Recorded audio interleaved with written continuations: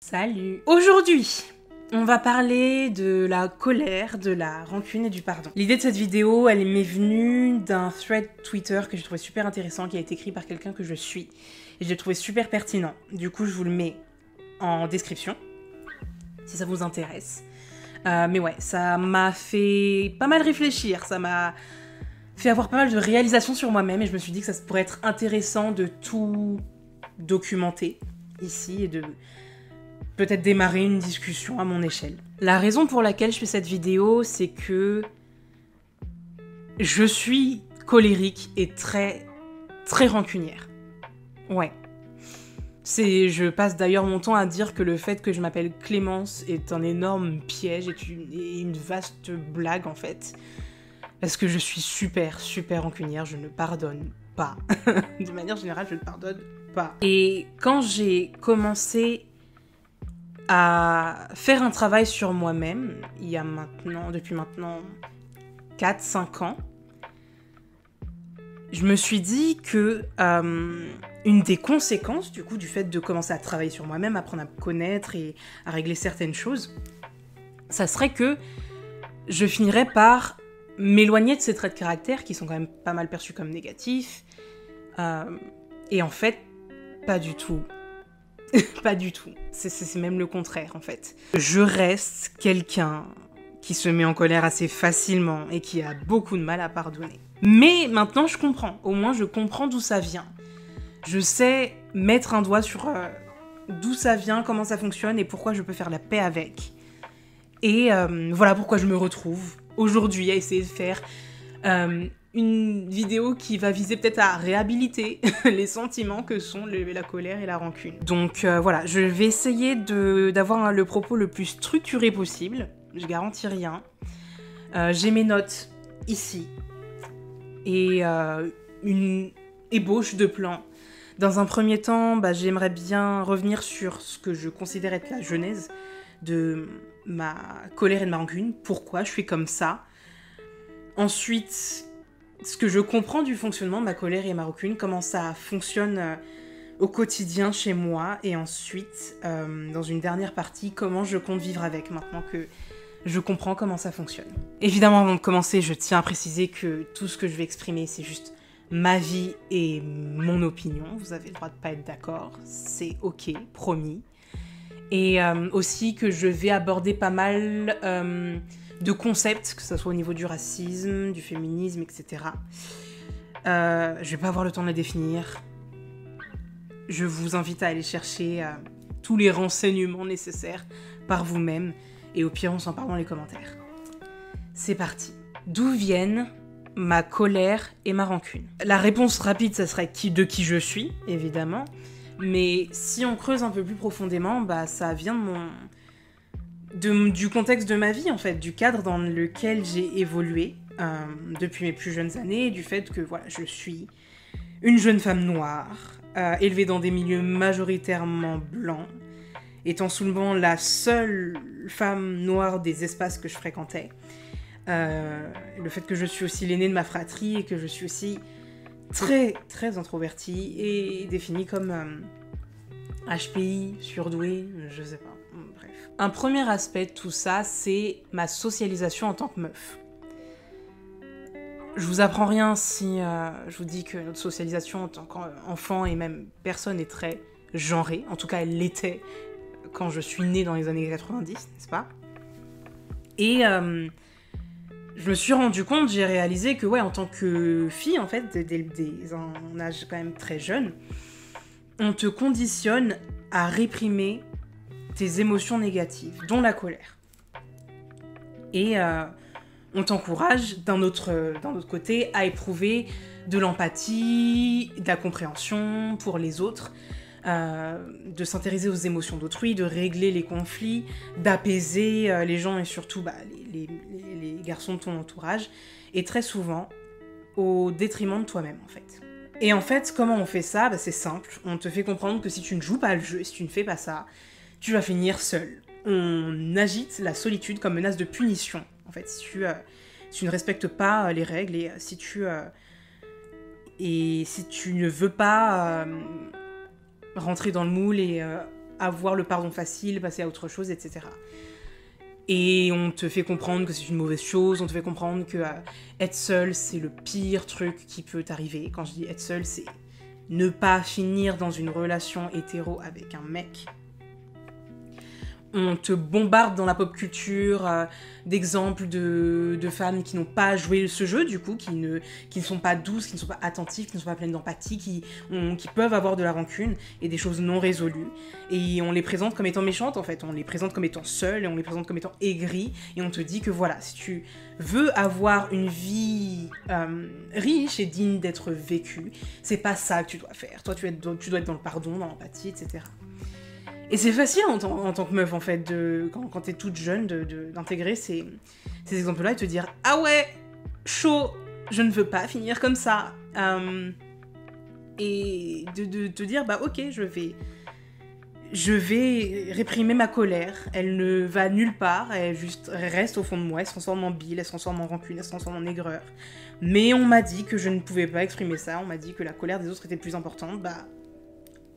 Ok. » Et... en tant que jeune fille noire, on fait non seulement ça au niveau du genre, mais aussi au niveau de la race, en fait.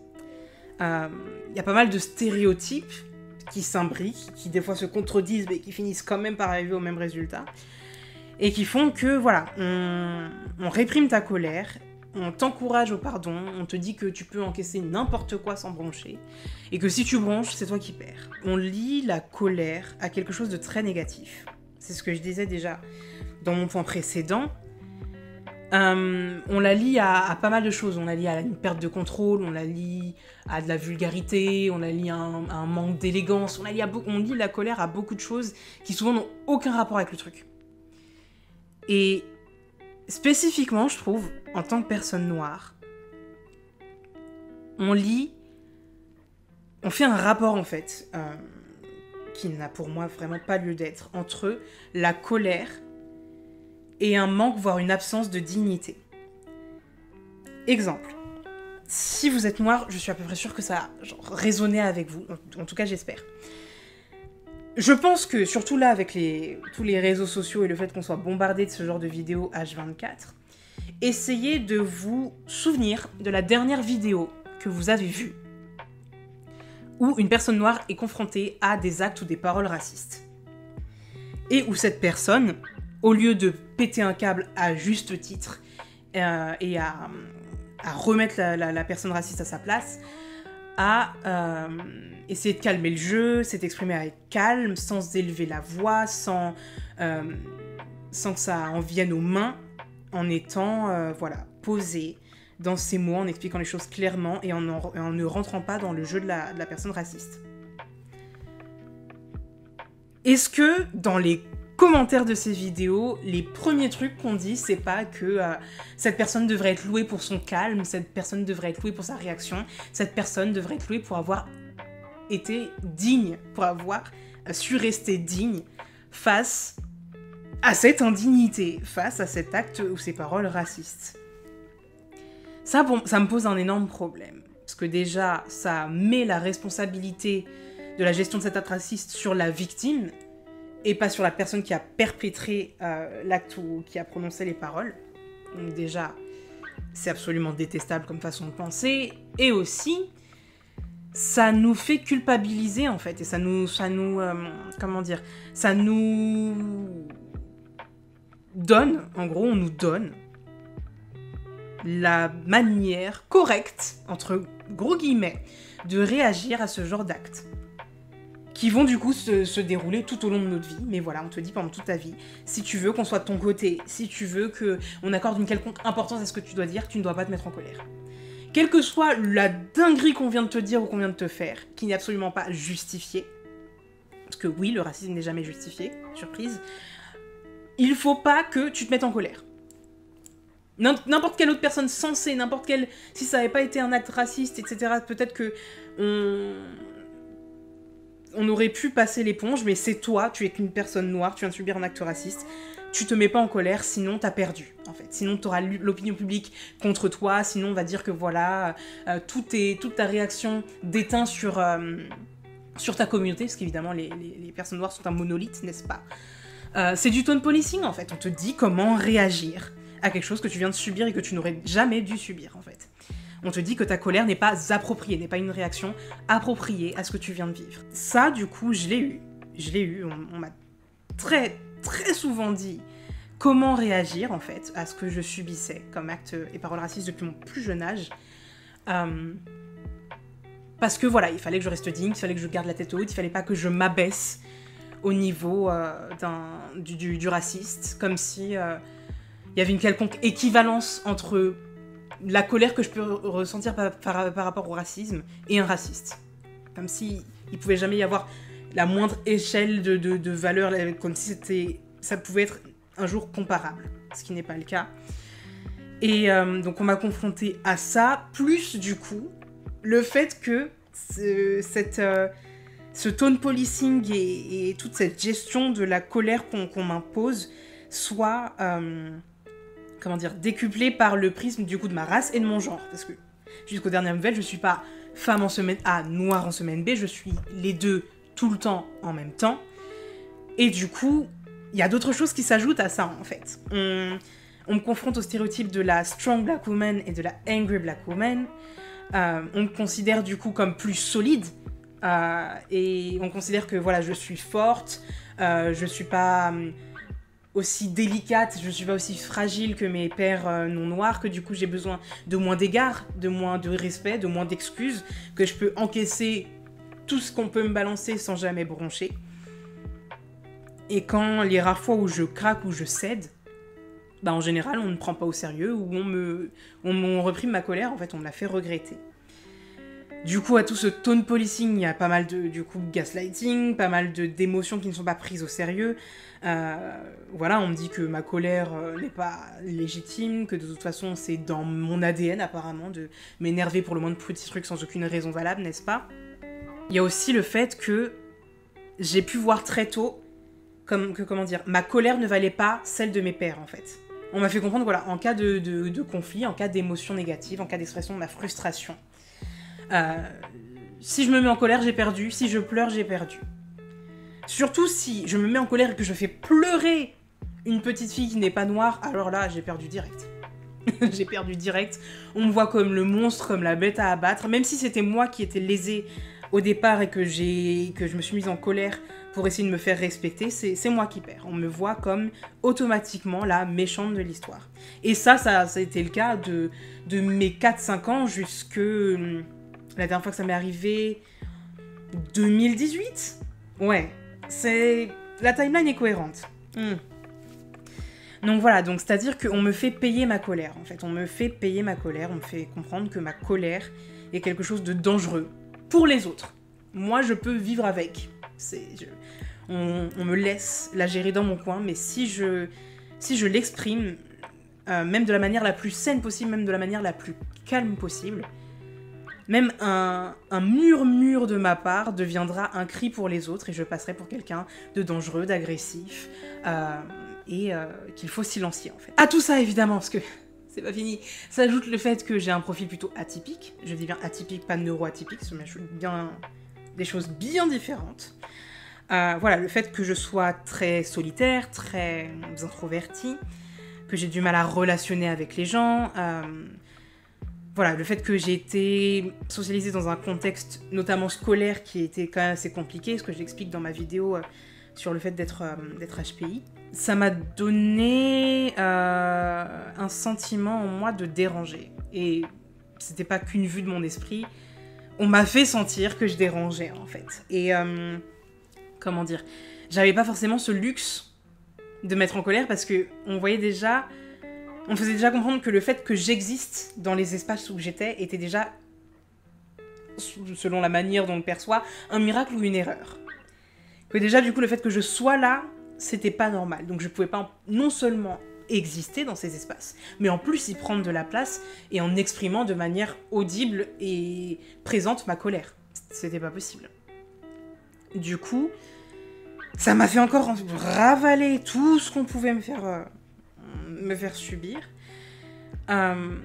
Et ce qui a fait que voilà, j'avais pas... Très tôt, j'ai manqué de clés en fait pour exprimer ma colère d'une façon saine, parce que de toute façon, on me disait que c'était un sentiment qui était même pas censé exister chez moi. Ou alors que s'il existait, ça devait être mon problème et que, en gros, tout le monde... personne devait le voir, en fait. Personne devait le voir, personne devait l'entendre. Ça devait être le problème de personne. Même pas des personnes qui avaient provoqué ce sentiment en moi. Et enfin, dans un contexte plus personnel, mon contexte familial, qui du coup a quand même, je pense, forgé mes relations interpersonnelles, du coup, avec d'autres gens de mon entourage, qui font que, du coup, je suis l'aîné de ma fratrie, bon, on est 2 fratries, et j'ai un jeune frère, du coup. Et pour moi, du moins de ce point de vue-là, parce que je sais que mes parents regardent mes vidéos et maintiennent mordicus que notre éducation n'a pas été différente. Bref. Mais voilà, du moins de ce point de vue-là, notre éducation face à la gestion de la colère a été très différente pour moi. Moi, j'ai eu quand même une éducation stricte. J'ai pas fait de caprices, mes frustrations étaient les miennes. On m'a dit que voilà, si j'étais frustrée, si j'avais passé une mauvaise journée, tout c'était mon problème, qu'il fallait que je règle ça dans mon coin et que je fasse pas subir ça aux autres. Ce qui est une bonne chose, on est d'accord. Je devrais pas, voilà, rentrer et être aigrie et désagréable auprès de mon partenaire. Par exemple, si j'ai passé une mauvaise journée, c'est pas son problème, c'est le mien, on est d'accord. Mais il y a aussi le truc que on me donnait jamais de créneau en fait et d'espace pour exprimer cette colère, j'en avais jamais. Parce qu'en fait, souvent, et je pense que ça résonnera peut-être avec pas mal de gens, on a fait un lien, en gros, on a implanté un lien entre des émotions négatives, telles que la frustration, la colère, etc., et de l'insolence, quel que soit leur moyen d'expression. C'est-à-dire que voilà, si j'étais frustrée, et que je disais que j'étais frustrée, c'était de l'insolence. Si j'étais en colère, que ce soit contre mes parents ou contre toute autre personne ou pour n'importe quelle autre raison, si j'exprimais cette colère de manière naturelle et sans me brimer en fait, ce que pour moi je devrais avoir le droit de faire dans ma famille, c'était de l'insolence. Et donc du coup, vu que j'avais pas envie d'être insolente parce que je souhaitais voir le lendemain, n'est-ce pas? Du coup, je m'empêchais d'être en colère, en fait. Vu qu'on m'avait dit que c'était de l'insolence. Même si j'avais passé la pire des journées, il fallait quand même que je fasse semblant, que je l'exprime pas. Voilà. Et que même si j'étais pas capable de l'exprimer en souriant, en faisant des blagues et en rendant cette colère gérable et acceptable et pas pesante pour autrui, fallait que je me taise en fait. Et c'est marrant parce que du coup, c'est quelque chose que j'ai remarqué, que ma psy a remarqué, pas mal de gens remarquent, c'est que du coup, j'exprime ma frustration par le biais du rire et de l'humour en fait. Et c'est vrai, j'ai développé un talent pour l'autodérision et pour le fait d'essayer de rire et de faire rire les gens quand je raconte quelque chose qui m'est arrivé. Et ça vient de là, en fait. Ça vient parce que c'est le seul moyen qu'on m'a donné d'exprimer ma colère. Parce que sinon, on me dit que voilà, que je fais peur, que je suis désagréable, qu'on n'a pas envie d'entendre ça, que c'est pesant, que je plombe l'ambiance avec mes émotions, que voilà. Du coup, c'est le seul moyen que j'ai trouvé de pouvoir exprimer ce qui se passe, c'est de faire rire en fait, de rire et de faire rire, voilà, d'utiliser l'autodérision, de raconter des choses qui m'arrivent et qui des fois sont vraiment pas drôles, mais de la manière la plus drôle possible, pour pouvoir m'exprimer en fait, pour pouvoir parler au bout d'un moment sans qu'on me fasse à chaque fois culpabiliser de ressentir de la colère. Et j'emballe tout ça dans un paquet d'humour et ça me sert à m'exprimer, parce que sinon je n'exprime jamais ma colère. Et du coup, je compare ça avec l'éducation de mon frère et son expression de la colère, et lui, il s'emmerde absolument pas avec tout ça. il exprime sa colère comme il veut, en fait. S'il veut gueuler, il gueule, s'il veut taper des trucs, il tape, s'il veut péter des trucs, il tape, s'il veut se battre, il se bat.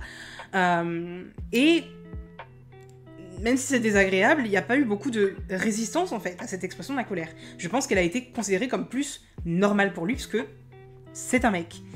Et Du coup, sa colère à lui devient un sujet et devient un problème familial. C'est-à-dire que moi, du coup, comme ma colère, comme je l'ai dit, elle est un problème personnel, c'est mon problème, personne ne veut l'entendre à moins que je puisse l'exprimer de manière archi drôle et qu'on puisse en rire tous ensemble.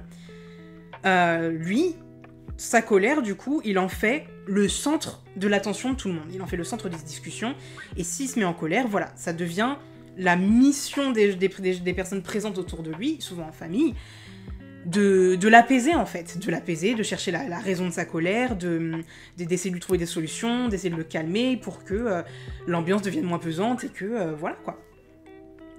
Et du coup, lui a, je pense, moins de problèmes à gérer sa colère parce que il peut l'évacuer quand il le veut. Quand il la ressent, il l'évacue, ça se traite. Cette colère, ce conflit, la situation est résolue et il peut passer à autre chose. Du coup, mais moi, c'est l'inverse.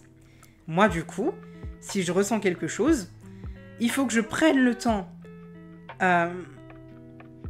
déjà un temps silencieux où je sois avec moi-même, de savoir si je peux l'exprimer par le biais de l'humour ou pas. Si je peux, ça va me prendre beaucoup de temps d'essayer de passer sur l'émotion initiale pour essayer de le raconter en rigolant. Ça prend quand même pas mal de temps. Et sinon, bah, je n'en parle jamais. J'en parle jamais et juste, ça reste là. Ça se transforme en bile, ça me ronge les intestins et ça ressort des jours, des semaines, des mois, des années plus tard en fait. Et sous forme de rancune. Et du coup, ça fait que ces deux modes d'éducation-là, qui sont, je pense, quand même différents, font que, dans le contexte de ma famille, et plus tard dans le contexte de pas mal de mes relations interpersonnelles, il se passe un truc que j'essaye de résoudre parce que c'est un des trucs les plus, comment dire, les plus présents en ce moment dans mon esprit, les plus douloureux pour moi aussi, on va pas se mentir. C'est qu'aujourd'hui, dans un conflit donné entre moi et une autre personne et où aucun compromis ne peut être trouvé, je suis un dommage collatéral acceptable en fait. Ma colère et ce que je peux ressentir sont considérés comme des dommages collatéraux acceptables. Je m'explique. C'est-à-dire qu'en fait, par exemple, je vais prendre l'exemple de mon frère et moi, si un jour on est en conflit, et qu'on est tous les deux en tension, etc., et que par exemple, on peut trouver aucun compromis, c'est soit lui a raison, soit moi a raison, c'est soit lui est dédommagé, moi je suis dédommagée. On va préférer l'apaiser lui, plutôt que moi. On va préférer apaiser la personne qui exprime sa colère de manière plus forte, qui va gueuler plus fort en fait, plutôt que moi. Parce que moi, du coup, on part du principe que je suis raisonnable, que je comprends son point de vue à lui, que je peux avoir de l'empathie, que je peux passer à autre chose, que c'est pas si grave, que je suis forte, que je peux encaisser, que c'est pas très très dramatique pour moi. Surtout étant l'aîné, j'ai plus d'années d'expérience de maturité soi-disant, donc je peux passer à autre chose. Et du coup, voilà, on va préférer apaiser l'autre personne plutôt que moi, en fait. On va estimer que c'est plus facile pour moi de passer à autre chose, que ce soit le cas ou pas, plutôt que l'autre personne. On va plus me demander à moi de faire cet effort de compréhension, d'empathie, etc. Et je ne recevrai pas cette réciproque, en fait. Et c'est très problématique. C'est très problématique. Personne ne devrait avoir à vivre comme ça, en fait. C'est-à-dire que voilà, à chaque fois que je suis dans une situation de conflit avec quelqu'un d'autre, même un groupe de personnes, au final, c'est moi qui suis lésée. C'est moi qui dois rester avec ma colère toute seule à la gérer. C'est moi qui dois rester avec ma rancune. C'est moi qui dois chercher des solutions à mes problèmes parce que voilà, on ne me choisit pas. On part du principe que ça va aller et que je vais passer à autre chose. Même quand je dis, parce que je suis au courant que les gens ne sont pas dans ma tête, même quand je dis que cette situation me cause du tort et que j'aimerais qu'on pense aussi à mes sentiments, etc. Voilà, on part du principe que moi, c'est pas grave. On préfère apaiser l'autre personne et me dire de gérer ma colère toute seule, en fait. Et du coup, voilà, tous les points que je viens, du coup, d'évoquer font qu'aujourd'hui, j'ai un rapport du coup qui n'est pas sain en fait avec ma colère et ma rancune, enfin du coup qui n'est pas ce qui est en train de le devenir mais qui était pas du tout sain, absolument pas. Parce qu'en fait, voilà, comment dire, je vais utiliser les termes de contrat social, mais je sais que c'est pas ça la vraie définition. Je suis allée en cours de philo au lycée quand même, mais j'arrive pas à trouver mieux. Mais en gros,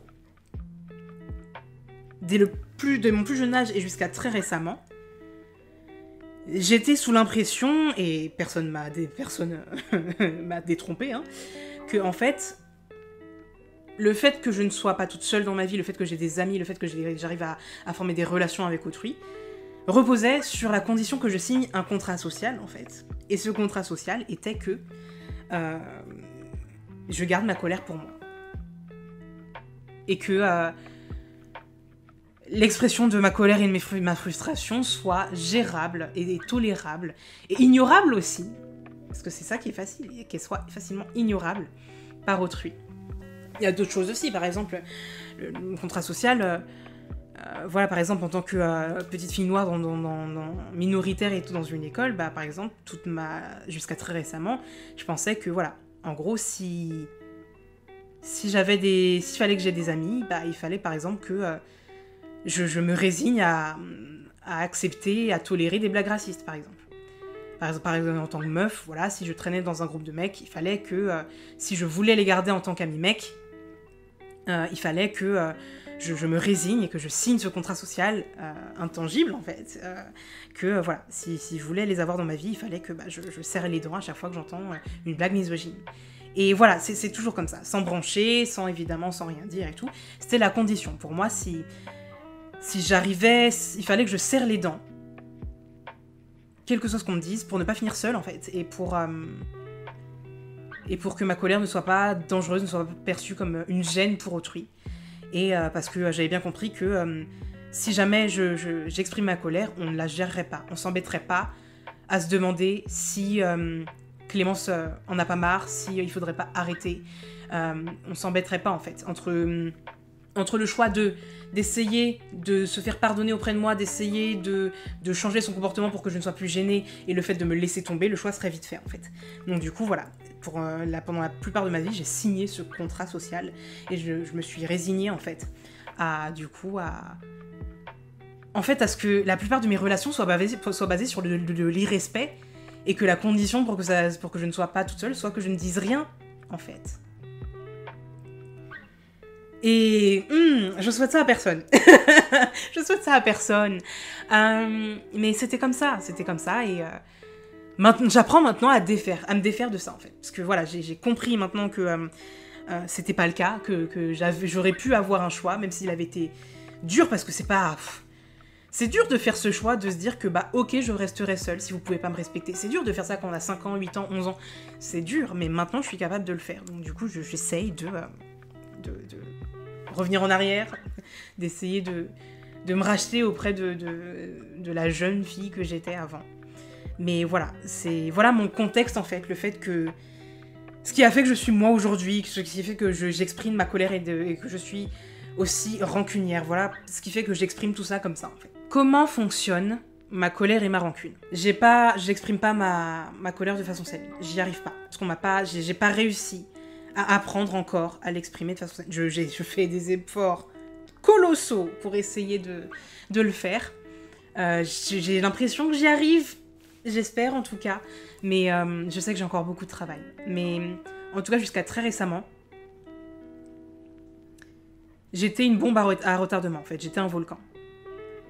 C'est-à-dire que voilà, j'en pouvais me faire des trucs, des dingueries et tout, et j'allais rien dire pendant des jours, des semaines, des mois, des années. Et puis un jour, j'allais vriller et j'allais commencer à juste péter un câble, en fait. Que ce soit physiquement, même si maintenant plus, parce que je suis majeure et je peux finir en prison, et surtout verbalement. Et ouais, verbalement, parce que... vu notamment le fait que voilà, j'ai été quand même pas mal, je sais pas si le terme encore est correct, mais harcelée au collège-lycée, j'ai eu quand même pas mal à me défendre. J'ai développé pas mal de réparties et de mécanismes de défense qui font que aujourd'hui j'en ai bien conscience. je suis très violente verbalement. Mais très. C'est pas... je m'en vante pas, parce que c'est pas quelque chose de positif. C'est même quelque chose de quand même pas mal toxique, même si ça a servi.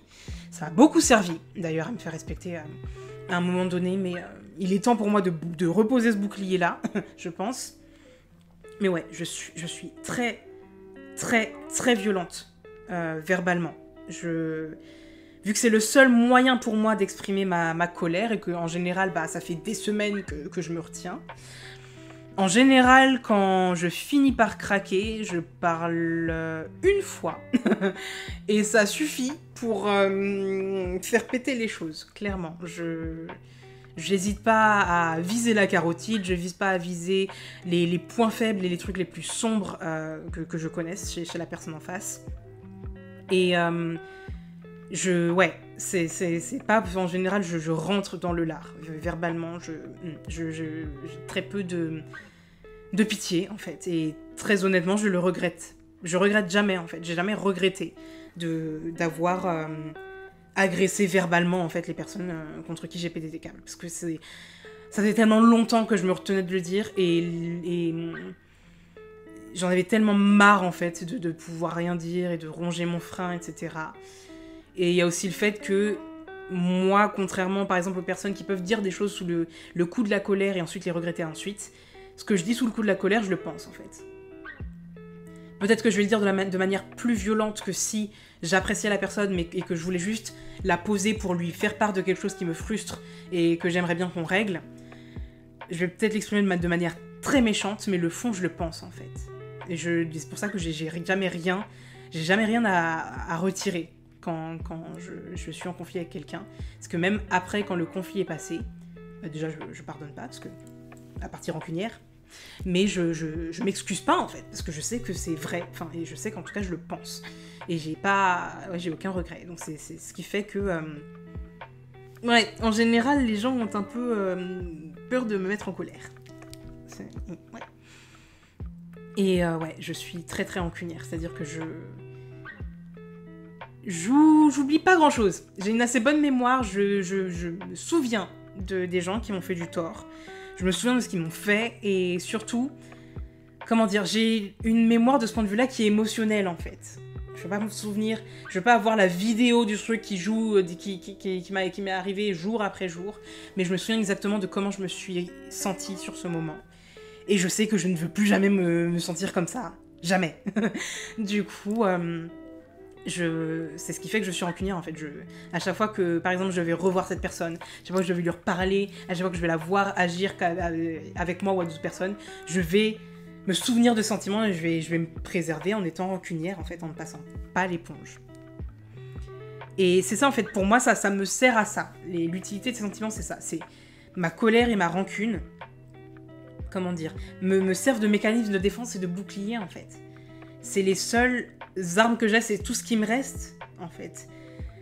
Quand ça fait des semaines et des mois qu'on me marche dessus sans aucune reconnaissance des torts qu'on m'a fait, sans aucun semblant d'excuse, ma rancune, c'est tout ce qui me reste, en fait. Tout ce qui me reste, c'est me dire, tu sais quoi, ok, je peux rien dire, mais au moins, je m'en souviens. Je sais qui tu es, je sais ce que tu es capable de faire, et je vais me préserver pour que tu puisses plus me faire ça, en fait.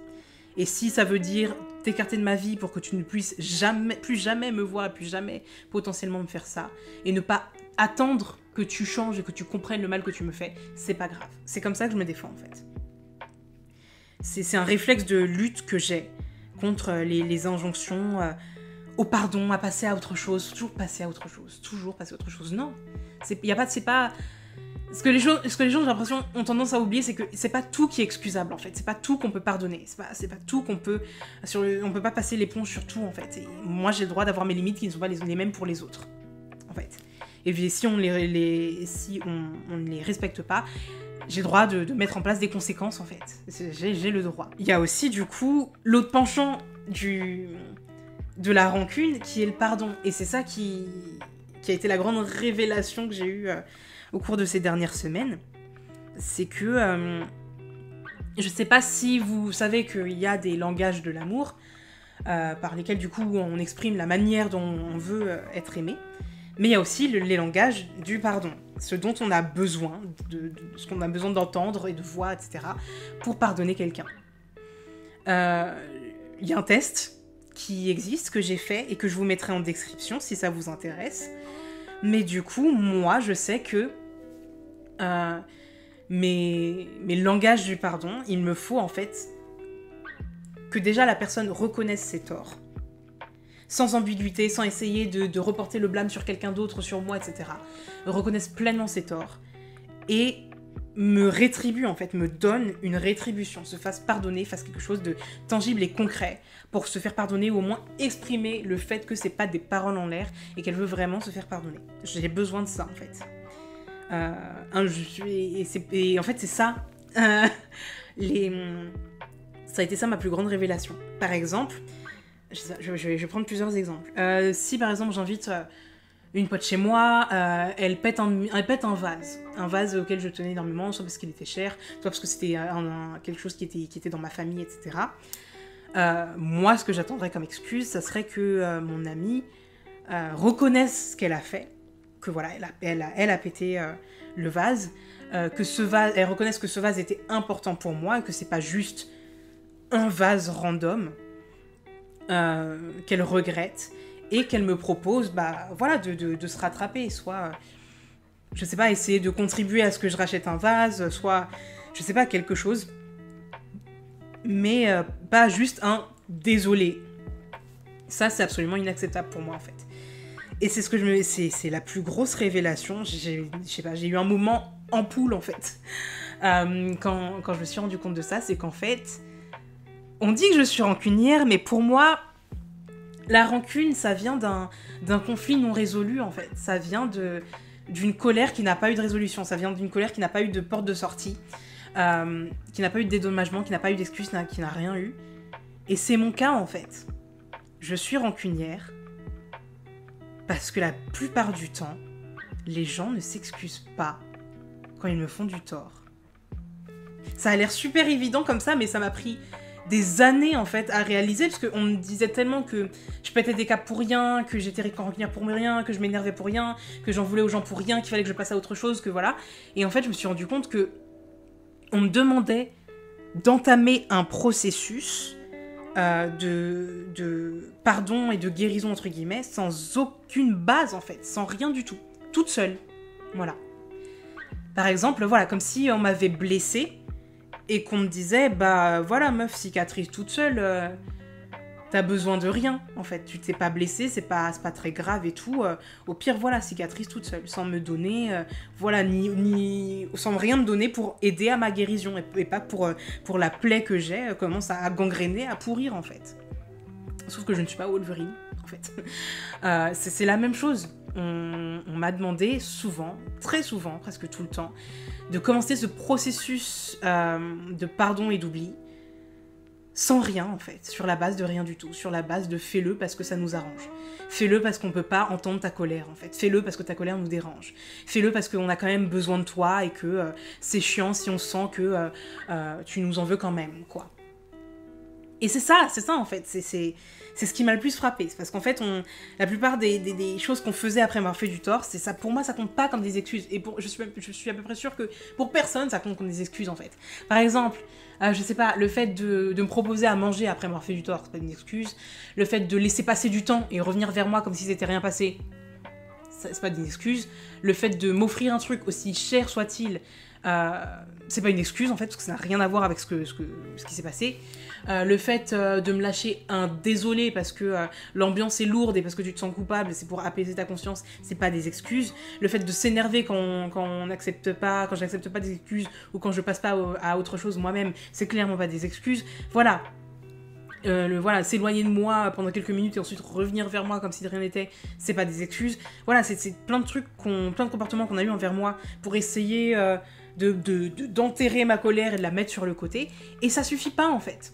Et ça suffit pas. Et la plupart des gens le savaient que ça suffisait pas. C'est juste qu'il était plus facile pour eux, en fait. C'était plus facile de faire ce genre d'excuses-là et de me faire culpabiliser quand je disais que c'était pas acceptable, plutôt que faire le travail de savoir ce que je veux, ce dont j'ai besoin pour essayer de se faire pardonner auprès de moi, en fait. Et c'est pour ça que, du coup, je me dis... où est-ce que peut aller ma rancune, en fait, puisqu'on lui donne nulle part où aller? Où est-ce que peut aller ma colère, puisqu'on lui donne nulle part où aller? Ça a été ma plus grosse révélation ces dernières semaines. Et ça fait bizarre. Ça fait archi bizarre. Est-ce que finalement, ma colère et ma rancune sont de si mauvaises choses? Pour moi, c'est débattable. Ma colère m'empêche pas de dormir la nuit. Je suis pas rancunière à tout va. Je suis pas comme Arya Stark qui s'endort toutes les nuits en répétant la liste des gens qui lui ont fait du tort et qu'elle va finir par tuer pour se venger. Parce que déjà, ça serait archi long. Ma liste est beaucoup plus longue que celle d'Arya Stark et je ne dormirai jamais, en fait. Mais j'ai le droit d'être en colère et j'ai le droit de pas vouloir pardonner aux gens qui m'ont fait du tort, en fait. Surtout quand ils se sont jamais excusés. Je trouve ça normal aujourd'hui. Ma rancune, en fait, je me rends compte que je l'exprime pas et j'en ai pas vraiment. En tout cas, pas tout le temps. Envers les personnes qui m'ont fait du tort et qui sont sorties de ma vie. C'est-à-dire que si vous m'avez fait du tort et que vous vous êtes jamais exprimé à ce sujet, que vous vous êtes jamais excusé, mais qu'on se parle plus du tout, je pense pas à vous, en fait. J'ai autre chose à foutre de mes journées. Je n'ai pas le temps. Mais par contre, j'oublie pas. C'est-à-dire que vous pouvez pas revenir 5 ans, 8 ans après, la bouche en cœur, en espérant que je passe à autre chose, en fait. Jamais. Mais par contre, du coup, je peux avoir de la rancœur envers les gens que je fréquente toujours, qui sont toujours présents dans ma vie, qui me font du tort, des fois, régulièrement, et avec qui aucune résolution est trouvée, en fait. Et en fait, je me rends compte que la raison pour laquelle c'est comme ça, c'est parce que... comment dire? Ma colère et ma rancune sont les gardiennes de ma paix d'esprit, en fait. Elles me servent à maintenir et à faire respecter les limites que je me fixe en tant qu'être humain. C'est aussi simple que ça. Et si une personne est sortie de ma vie, bah du coup, elle a plus accès à moi, en fait. Elle va plus me faire du tort, elle va plus me manquer de respect. Je fais la paix, entre guillemets, avec le fait que j'aurai jamais d'excuses. Je retiens cette leçon. Je retiens la leçon, le comportement que cette personne a eu. Comme ça, je peux le repérer chez d'autres personnes et je sais le détecter et je sais m'en préserver. Mais je passe à autre chose. J'arrive à passer à autre chose dans certains cas. Mais par contre, dans les personnes qui sont dans ma vie, mes règles, elles sont simples. C'est qu'il y a un moment où, quelle que soit la manière dont on est dans ma vie, que ce soit la famille, les amis et tout, il n'y a pas tout qui est excusable, en fait. Si tu veux m'avoir dans ta vie, il y a un moment où il va falloir respecter des règles que je fixe, en fait, pour que je sois bien, en fait, pour que je me sente pas qu'à chaque fois qu'on est ensemble, je me fais rouler dessus, que je me fais manquer de respect. Enfin, c'est normal, c'est normal. Il est normal d'avoir des conditions et des exigences pour donner/redonner accès aux gens dans notre vie. Et ma colère et ma rancune m'aident à faire ça. Dans des contextes où, justement, on me prend pas au sérieux, le fait qu'on sache qu'il y a un moment où je peux quand même péter un câble et qu'une fois que le câble est pété, c'est très dur de revenir en arrière, ça, pour certaines personnes, c'est ce qu'il faut, en fait, pour que je me fasse respecter. C'est très dommage que j'en arrive là, et je me rends compte que la plupart du temps, quand je suis comme ça, c'est avec des gens que je peux pas, en fait, sortir de ma vie. Mais c'est, encore une fois, c'est la seule chose qui me reste. Je me suis aussi rendu compte qu'au fil des années, je ressens de moins en moins de colère et de rancune. J'ai de moins en moins à faire cet effort-là et j'ai de moins en moins à agir comme ça.